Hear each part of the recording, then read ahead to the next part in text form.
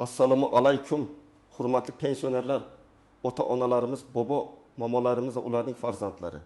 Bugun men juda muhim mavzuni tushuntirib beraman. Iyul oyida pul olish, pensiya to'lovlarini yo'qotib qo'ymaslik. Qo'shimcha to'lovlardan quruq qolmaslik uchun ulgurish kerak bo'lgan 5 ta asosiy ish haqida gaplashamiz. Bu ma'lumot nafaqat pensionerlarga, balki ularning farzandlariga ham tegishli. Chunki ko'p hollarda hujjat, bank kartasi, ariza yoki ma'lumotnoma masalasida aynan farzandlar yordam beradi. Agar siz pensiya olsangiz, ota-onangiz pensiya olsa, nogironlik pensiyasi, bo'g'uvchisini yo'qotganlik pensiyasi yoki ijtimoiy nafaqa oladigan tanishingiz bo'lsa, bu videoni oxirigacha eshiting. Chunki oddiy bir hujjatkesh topshirilgani, bank kartasi muddati tugagani, yashash joyi bo'yicha ma'lumot yangilanmagani yoki ariza yozilmagani sababli odamlar o'ziga tegishli pulni kech oladi yoki umuman vaqtida ola olmay qoladi. Kanalga hozirroq obuna bo'ling, videoga like bosing. Chunki men bunday ma'lum ma'lumotlarni sodda tilda oddiy odam tushunadigan qilib tushuntirib boraman. Avval qanday edi, hozir nima o'zgaryapti, shuni tushunib olaylik. Ilgari ko'pchilik pensionerlar pulini asosan pochta orqali, naqd shaklda uyga olib kelish orqali yoki mahalladagi to'lov kunida olardi. Odamning hujjatida katta o'zgarish bo'lmasa, bank kartasi bo'lmasa ham ko'p masalalar joyida hal bo'lardi. Lekin hozir tizim bosqichma-bosqich raqamlashtirilyapti. Pensiya, nafaqa, kompensatsiya, ayrim qo'shimcha to'lovlar bo'yicha ma'lumotlar elektron bazalar orqali tekshiriladi. Pasport yoki ID karta ma'lumoti, yashash joyi, bank hisob raqami, ishlayotgan yoki ishlamayotganlik holati, nogironlik muddati, vafot etganlik yoki boshqa ijtimoiy holatlar bazada ko'rinadi. Bu nimani anglatadi?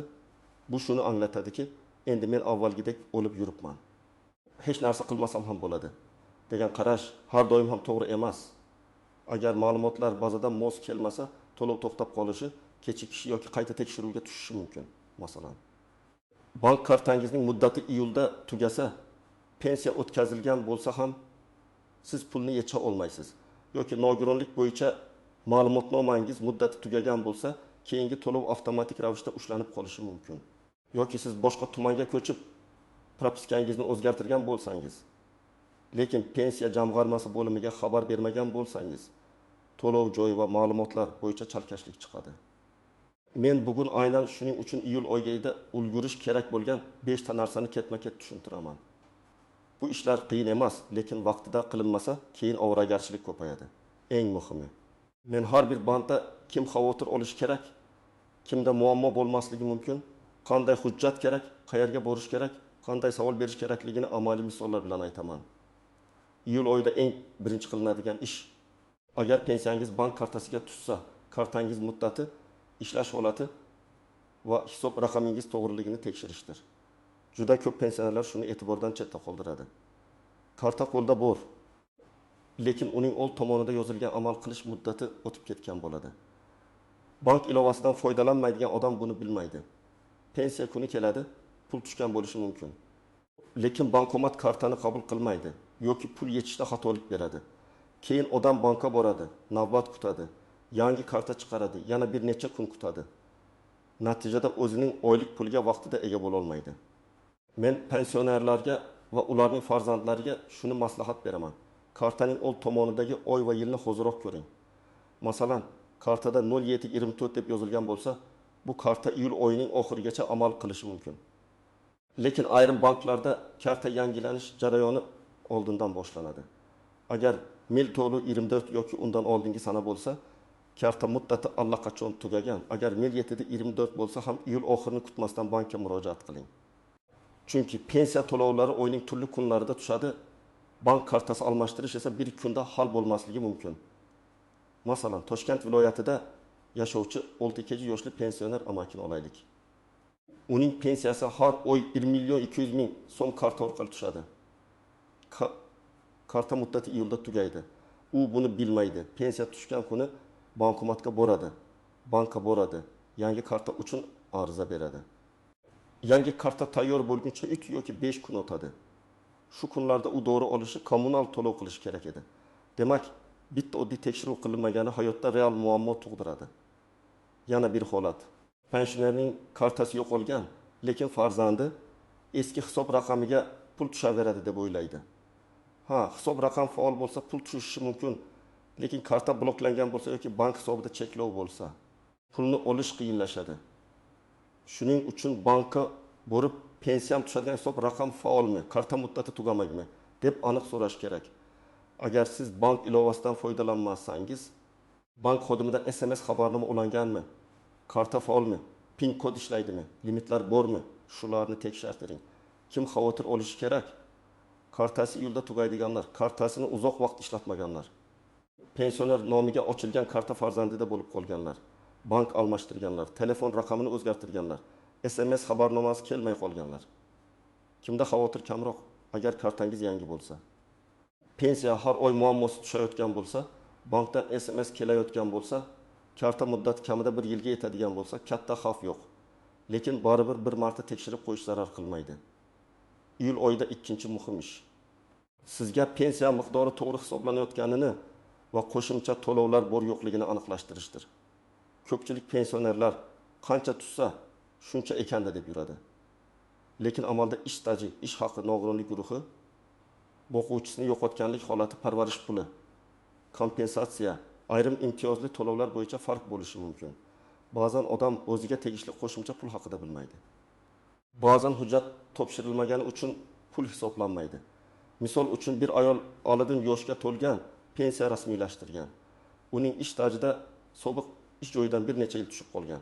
Pensiya kamroq hisoblangan. U menga shuncha chiqdi deb yuravergan. Keyin farzandi arxivdan ish haqi va ish staji bo'yicha ma'lumotnoma olib kelgan. Qayta hisob kitob qilinganda pensiya miqdori oshgan. Bu yerda asosiy saboq shuki, agar sizning ish stajingiz to'liq kiritilmagan bo'lsa, ayniqsa eski zavod, kolxoz, maktab, bog'cha, shifoxona qurilish tashkiloti, savdo korxonalarida ishlagan yillaringiz hujjatda aks etmagan bo'lsa, pensiya jamg'armasiga murojaat qilib qayta tekshirtirish kerak. Yana bir misol. Pensioner ikki guruh nogironligi bor, lekin nogironlik muddati vaqtinchalik berilgan. U muddat tugaganini sezmay qoladi.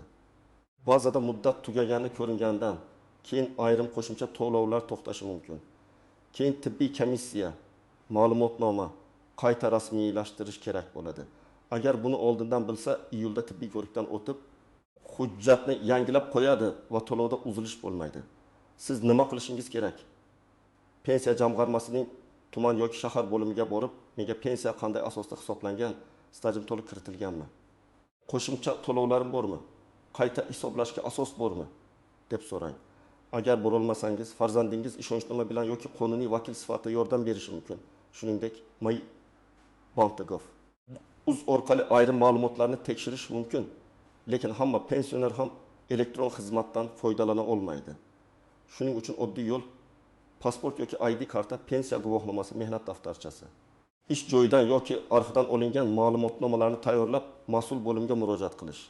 Kim albatta tekshirtirish kerak? Pensiyasi juda kam chiqqanini sezayotganlar. Ish staji ko'p bo'lsa ham pensiyasi kam bo'lganlar.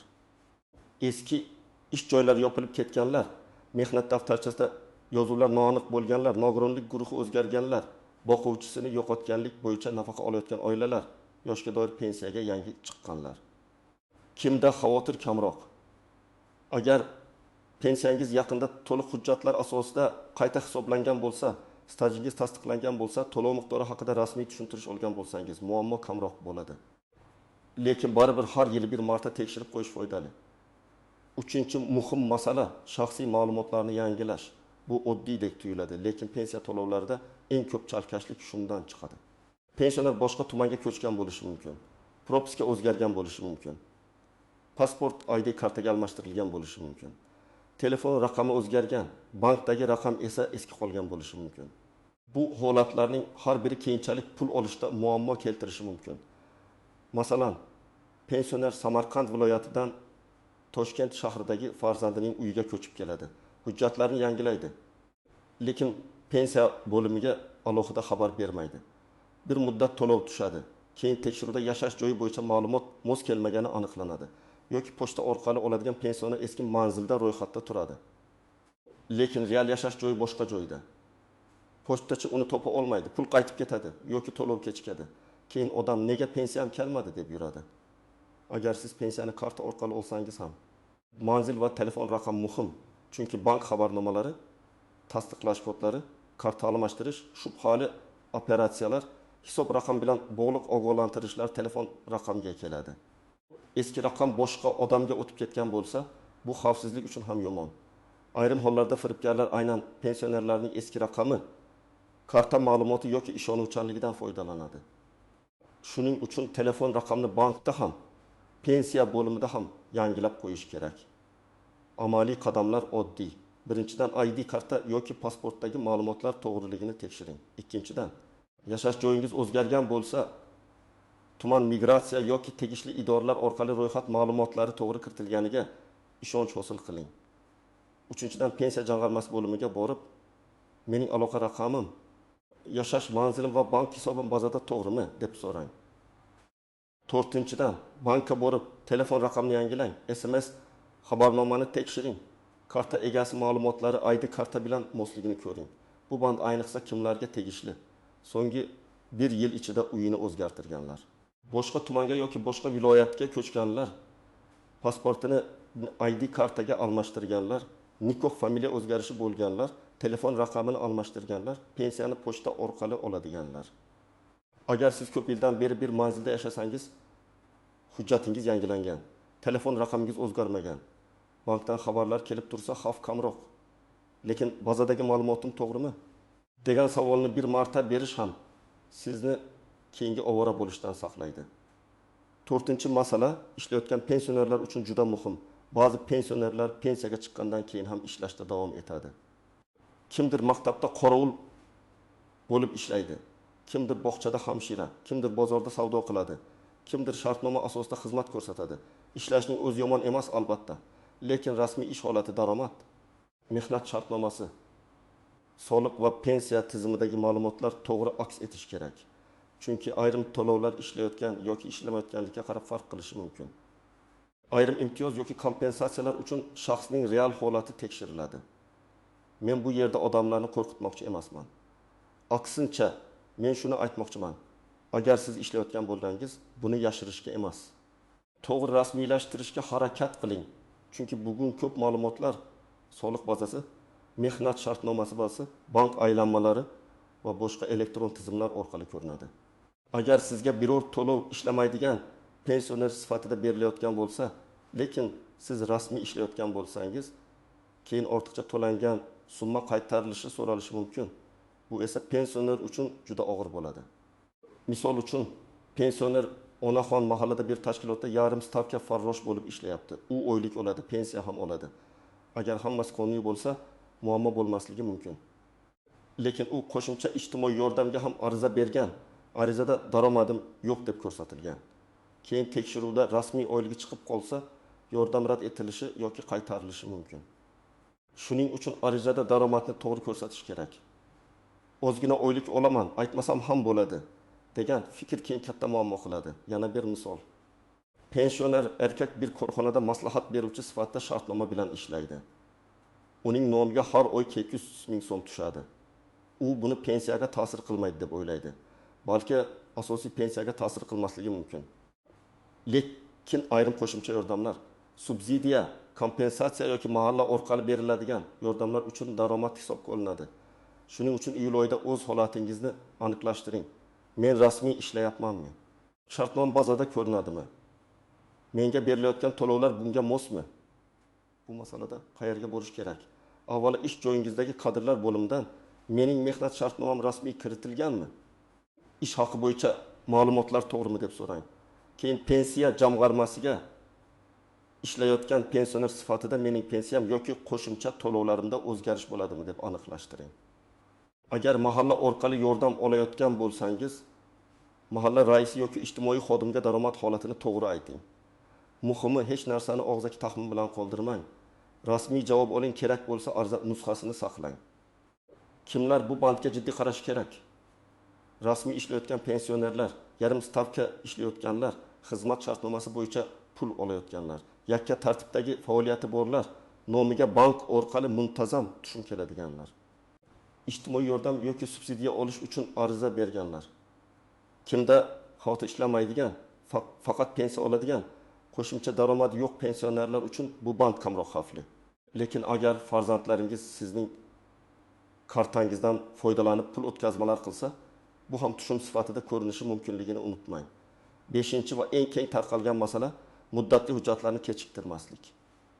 Ayrim to'lovlar avtomatik beriladi, ayrimlari esa ariza yoki ma'lumotnoma talab qiladi. Odamlar ko'pincha davlat o'zi biladi, pulini o'zi chiqaradi deb o'ylaydi. Lekin har doim ham bunday emas. Nogironlik muddati o'quvchisini yo'qotganlik bo'yicha o'qiyotgan farzand ma'lumotnomasi, parvarish bo'yicha hujjat, bank rekvizitlari, yashash joyi ishonchnoma, meros yoki vafot etgan shaxs bo'yicha to'lov qoldig'i kabi masalalarda hujjat kerak bo'ladi. Masalan, boquvchisini yo'qotganlik pensiyasini olayotgan oilada 15 yoshdan oshgan farzand kollej yoki universitetda o'qiyapti. Ba'zi holatlarda o'qishni davom ettirayotgani haqida ma'lumotnoma kerak bo'ladi. Agar bu ma'lumot vaqtida topshirilmasa, to'lov to'xtashi mumkin. Keyin ma'lumotnoma olib boriladi. Qayta tiklash jarayoni boshlanadi. Lekin bu vaqt va asab talab qiladi. Agar iyulda hujjatni oldindan tayyorlab topshirsangiz, uzilishning oldi olinadi. Yana bir holat, nogironligi bor pensionerga parvarish bilan bog'liq qo'shimcha yordam kerak. Lekin parvarish qiluvchi shaxs hujjat topshirmagan, ariza yozmagan, tibbiy xulosa yangilanmagan. Natijada odam o'ziga tegishli yordamni olmaydi. Ko'pincha bunday oilalarda biz buni bilmaganmiz degan gap bo'ladi. Shuning uchun men doim aytaman, agar oilada nogironligi bor pensioner, yolg'iz yashovchi qariya parvarishga muhtodam bo'lsa, mahalla, poliklinika va pensiya jamg'armasidan alohida so'rab chiqing. Bizga qanday qo'shimcha to'lov yoki xizmatlar tegishli bo'lishi mumkin? Hujjatlar ro'yxati vaziyatga qarab farq qiladi, lekin odatda quyidagilar kerak bo'ladi. ID karta yoki pasport, pensiya guvohnomasi, bank kartasi yoki hisob raqami rekvizitlari, mehnat daftarchasi yoki ish staji ma'lumotlari, tibbiy xulosa, nogironlikni tasdiqlovchi hujjat, o'qish joyidan ma'lumotnoma, yashash joyi bo'yicha ma'lumot, ishonchnoma, ariza. Ariza yozayotganda umumiy gap yozmang. Masalan, menga pul bering deb emas, pensiya miqdorini qayta hisoblab berishingizni so'rayman. Bank hisob raqamim o'zgargani sababli to'lovlarni ushbu rekvizitga yo'naltirishingizni so'rayman. Nogironlik muddati uzaytirilgani sababli tegishli qo'shimcha to'lovlarni davom ettirishingizni so'rayman deb aniq yozing. Iyulda nima uchun ulgurish kerak? Chunki yoz oylarida ko'p tashkilotlarda odamlar ta'tilga chiqadi, navbatlar cho'ziladi, arxidan ma'lumot olish vaqt oladi. Bank kartasi tayyorlanishi kechikishi mumkin. Tibbiy ko'rik uchun kun belgilanishi kerak bo'ladi. Agar siz oxirgi kunni kutsangiz, bir hujjat yetishmay qoladi. Masalan, arxiv ma'lumotnomasi uchun 10 kun, bank kartasi uchun 3 kun, tibbiy komissiya uchun 1 hafta. O'qish joyidan ma'lumotnoma uchun bir necha kun ketishi mumkin. Shuning uchun iyul oyida ishni boshidan boshlash kerak. Endi juda muhim nozik jihatlarni aytaman. Birinchidan, hamma pensioner bir xil holatda emas. Kimdir yoshga doir pensiya oladi, kimdir nogironlik pensiyasi oladi, kimdir boquvchisini yo'qotganlik bo'yicha to'lov oladi, kimdir ijtimoiy nafaqa oladi. Shuning uchun qo'shningizga tegishli bo'lgan qoida sizga tegishli bo'lmasligi mumkin. Qo'shnim shunday qilibdi, men ham shunday qilaman demang. O'zingizning holatingiz bo'yicha rasmiy idoradan so'rang. Ikkinchidan, telefon orqali aytilgan gap bilan cheklanib qolmang. Agar masala polga pensiya miqdoriga, qayta hisoblashga yoki to'lov to'xtashiga bog'liq bo'lsa, ariza topshiring va arizangiz qabul qilinganini tasdiqlovchi belgi yoki raqamni oling. Bugun aytilgan og'zaki gap ertaga esdan chiqishi mumkin, xodim almashishi mumkin, lekin ariza raqami sizning qo'lingizda dalil bo'ladi. Uchinchidan, firibgarlardan ehtiyot bo'ling. Men pensiyangizni oshirib beraman, kartangiz raqamini ayting, SMS kodini ayting, oldindan pul yuboring degan odamlarga ishonmang. Hech qaysi rasmiy idora sizdan telefon orqali karta PIN kodi yoki SMS kod so'ramaydi. Agar kimdir iyulda maxsus pul chiqyapti, ro'yxatdan o'tkazaman desa, avval pensiya jamg'armasi, mahalla yoki bankning rasmiy raqamiga qo'ng'iroq qilib tekshiring. Pensionerlar ko'pincha ishonuvchan bo'lgani uchun firibgarlar aynan shu toifani nishonga oladi. To'rtinchidan, ishonchnoma masalasiga jiddiy qarang. Agar pensionerning o'zi yurishga qiynalsa va pulni farzandi yoki qarindoshi olib bersa, hammasi qonuniy bo'lishi kerak. Ishonchnoma muddati tugamaganmi? Bank uni qabul qiladimi? Pensiya bo'limida tan olinadimi? Shularni oldindan tekshiring. Aks holda to'lov kuni kelganda ishonchnoma muddati tugagan degan gap chiqadi va pulni olish kechikadi. 5-dan, vafot etgan pensioner bo'yicha to'lov qoldig'i. Dafn puli yoki boshqa masalalarda ham muddat va hujjat bor. Bu og'ir mavzu, lekin hayotda uchraydi. Oila a'zolari ko'pincha qayg'u ichida yurib, tegishli hujjatlarni kechiktirib yuboradi. Agar shunday holat bo'lsa, o'lim haqidagi guvohnoma, qarindoshlik tasdiqlovchi hujjat, ariza va bank rekvizitlarini tayyorlab, tegishli idoraga murojaat qilish kerak. Har bir hududda tartib va talablar biroz farq qilishi mumkin. Shuning uchun rasmiy manbadan aniqlashtiring. Endi men sizga aniq harakat rejasini beraman. Birinchi qadam, bugunoq pensiya kartangizni oling va amal qilish muddatini tekshiring. Agar karta iyulda tugasa yoki allaqachon tugagan bo'lsa, banka boring. Banka borganda pensiya tushadigan hisob raqami faolmi, yangi karta qachon tayyor bo'ladi? Eski kartamdagi pul yangi kartaga bog'lanadimi? SMS xabarnoma ulanganmi deb so'rang. Ikkinchi qadam, hujjat papkangizni tayyorlang. ID karta yoki pasport, pensiya guvohnomasi, bank rekvizitlari, mehnat daftarchasi, tibbiy ma'lumotnomalar, nogironlik hujjatlari, o'qish joyidan ma'lumotnoma, ishonchnoma bo'lsa ishonchnoma, hammasini bitta joyga yig'ing. Hujjatlar eski, yirtilgan, o'qib bo'lmaydigan bo'lsa yangisini olish yo'lini so'rang.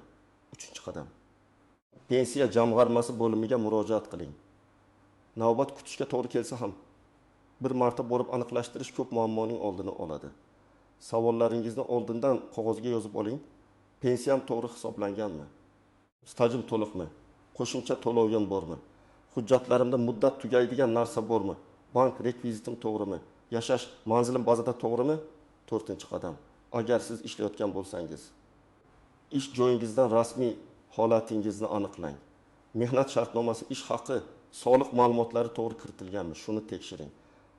Keyin pensiya bo'limidan bu holat siz olayotgan to'lovlarga ta'sir qiladimi deb so'rang. Agar mahalla orqali yordam olayotgan bo'lsangiz, daromadingizni yashirmang. 5-qadam, ariza topshirgan bo'lsangiz, uning qabul qilinganini tasdiqlovchi raqam yoki nusxani oling. Hujjat topshirib chiqib ketishning o'zi yetmaydi. Qachon javob bo'ladi? Qayerdan bilaman? Qaysi raqamga murojaat qilaman deb so'rang. Agar javob muddati o'tib ketsa, ariza raqami bilan qayta murojaat qilasiz. Bugun men iyul oyida pensionerlar pul olishda kechikmasligi va o'ziga tegishli mablag'dan quruq qolmaslik uchun ulgurishi kerak bo'lgan 5 ta asosiy ishni tushuntirdim. Bank kartasi va hisob raqamini tekshirish, pensiya miqdori va qo'shimcha to'lovlarni aniqlashtirish, yashash joyi va telefon raqamini yangilash, ishlayotgan pensionerlar holatini rasmiylashtirish, muddatli hujjat va arizalarni kechiktirmaslik. Mening asosiy maslahatlarim oddiy. Oxirgi kunni kutmang, og'zaki gapga ishonib qolmang. Hujjatlarni bir joyga yig'ing, savollarni aniq bering, ariza raqamini saqlang va firibgarlardan ehtiyot bo'ling. Agar siz bularni iyul oyida tartibga keltirsangiz, keyingi oylarda pensiya yoki nafaqa masalasida ancha xotirjam bo'lasiz. Sizda shunday holat bo'lganmi? Pensiya kechikkanmi? Karta ishlamay qolganmi? Hujjat yetishmagani uchun pul to'xtaganmi? Izohlarda yozib qoldiring. Boshqalar ham sizning tajribangizdan foyda oladi. Videoga like bosing, kanalga obuna bo'ling va bu ma'lumotni ota-onangizga, qarindoshlaringizga, qo'shnilaringizga yuboring. Chunki vaqtida aytilgan bitta maslahat kimningdir o'z pulini vaqtida olishiga yordam beradi.